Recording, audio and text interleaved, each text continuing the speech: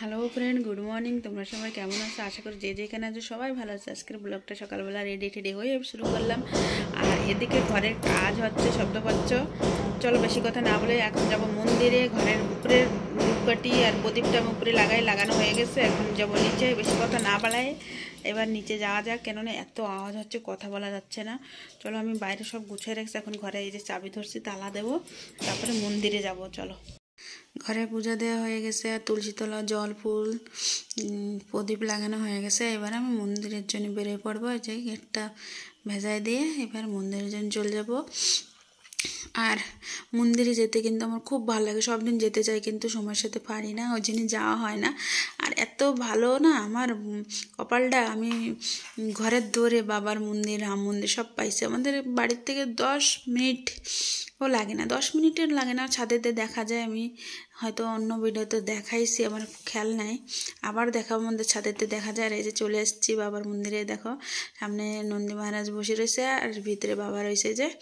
আর এই টাইমটা আমি ইচ্ছা করে একটু দেরি করে আসি, আর আমাদের দূরটা একটু দেরি করে আসে, তো ওই জন্য একটু দেরি করে সে ফাঁকা থাকে। তাও আজকে লোক রয়েছে, উনি পুজো দিয়ে আসুক, আমি একটু রাম মন্দিরে দর্শন করে নিই। আর চলো তোমাদের দেখাচ্ছে, আমাদের রাম মন্দিরে না রামায়ণের অনেক কিছু রয়েছে। মানে রামায়ণে যা সব হয়েছে না, কি বলে, আমার না উচ্চারণ হচ্ছে না কথাটা। চলো তোমাদের আর না বলে দেখাই যে রামের জন্ম থেকে রাবণ বধ থেকে সব কিছুই আছে। ফার্স্টে দেখাই মন্দিরের গায়ে যে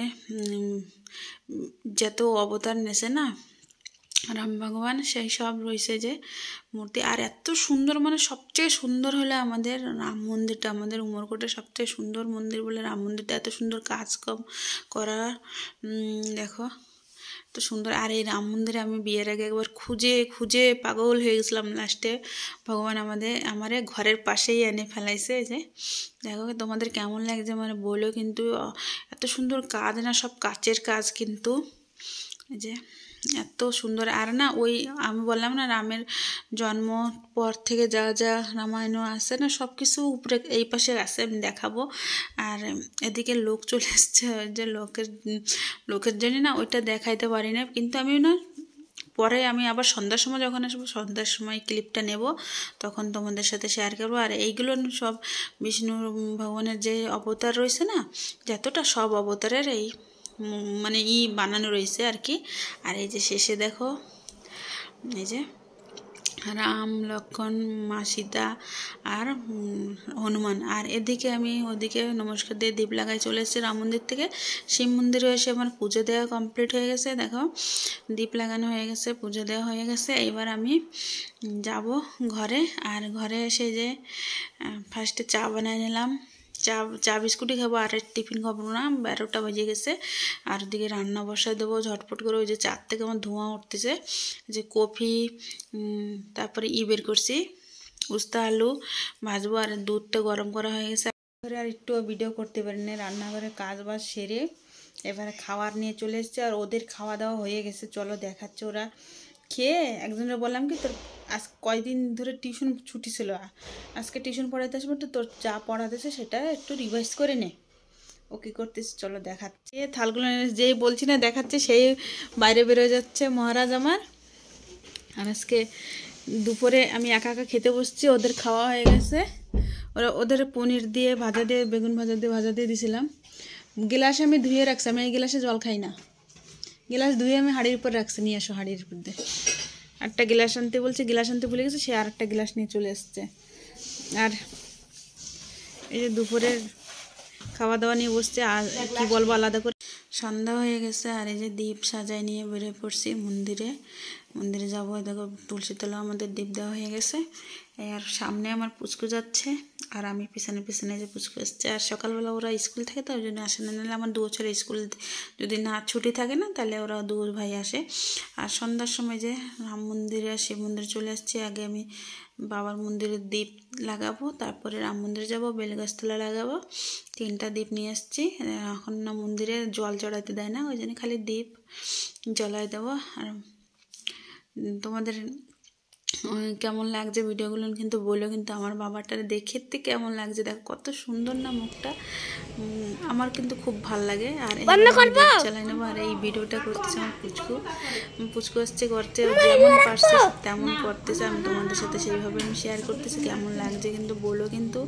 আর এটা হলো সন্ধ্যার সময় ভিডিওটা, মানে সন্ধ্যার সময় আসছে। আর সকালে রাম মন্দিরে দেখালাম বিষ্ণুর কতটা অবতার রয়েছে, সেইগুলো মানে মন্দির চারিপাশে বানানো রয়েছে। এবার রামের মানে করে যা যা করছে সেই সব আছে, সেগুলো শেয়ার করবো তোমাদের সাথে। তাই দীপ লাগায়, সন্ধ্যার সময় দীপ লাগায় ভিতরে রাখতে আর দেয় না, পরিষ্কার পরিচ্ছন্ন করে নিয়েছে তো মন্দিরটা, বাইরে রেখে দেবো লাগায়। আর এবার চলে যাচ্ছি মন্দিরে, আগে বেলদস্তি লাগাবো, তারপরে মন্দিরে করবো, দীপ লাগাবো। ভিতরে নিয়ে দীপটা লাগাই নিয়ে আসবো, হাওয়া দিচ্ছে তো।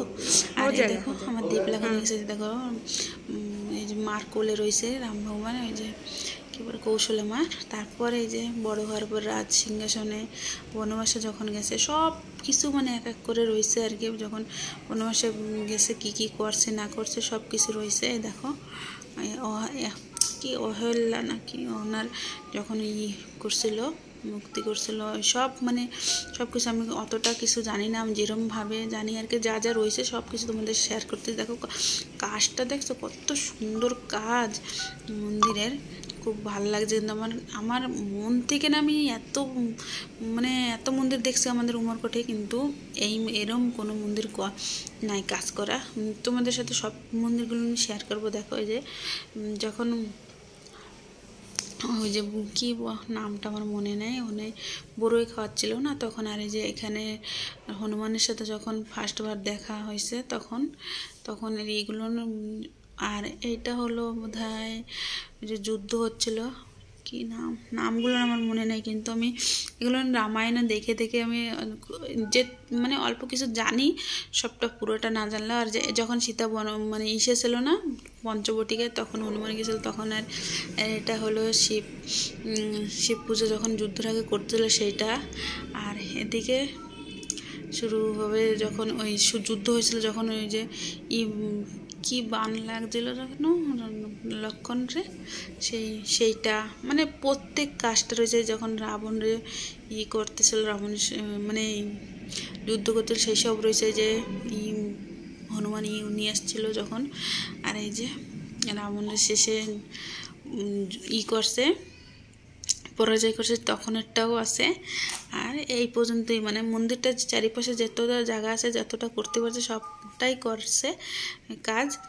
আর আমার কিন্তু খুব ভালো লাগছে, তোমাদের কেমন লাগছে কমেন্ট করে জানাই। আর এদিকে আমার পুচকু সমানে সাইকেল চলাই যাচ্ছে, ও মন্দিরে আসলে নমস্কার দিয়ে শুরু হয়ে যাবে সাইকেল। তার সাথে আমার একটু ভিডিও করে দিচ্ছে। দেখা যাচ্ছে কোনো বেল গাছ, আমাদের এখানে মন্দিরের মধ্যে বেল গাছও আছে, আমলকি গাছ আছে ওদিকে বাউন্ডারির ভিতরে, ওইখানে যাওয়া যায় না। বেল গাছ তোলা দিয়ে দিলাম প্রদীপ দিয়ে। আর এখানে থেকে ব্রাহ্মণদের থেকে বেরো এসেছি। আর আজকের ভিডিওটা আমি এখানে এন্ড করলাম, কেমন লাগছে কমেন্ট করে জানাই। Bye, good night.